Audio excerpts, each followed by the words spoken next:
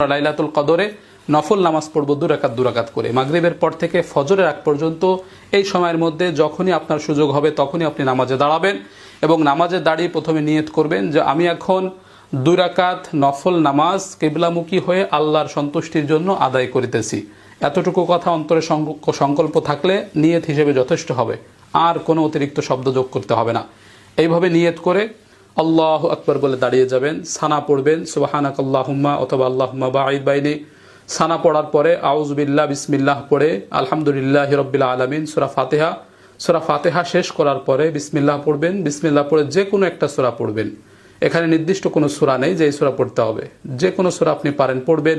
প্রয়োজনে এক সূরা বারবার পড়বেন, প্রয়োজনে একাধিক সূরা প্রথম রাকাতেই পড়ে ফেলবেন, কোনো সমস্যা নেই।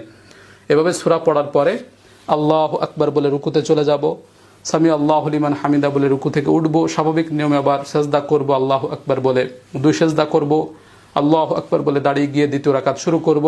শুরুতে আমরা বিসমিল্লাহ পড়ব, বিসমিল্লাহির রহমানির রহিম পড়ে সূরা ফাতিহা পড়ব আলহামদুলিল্লাহি রাব্বিল আলামিন।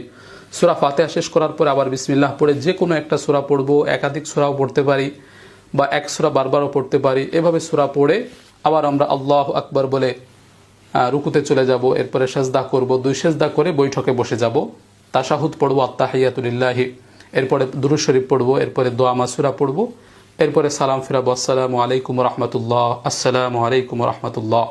এই যে হয়ে গেল লাইলাতুল কদরের নফল নামাজ।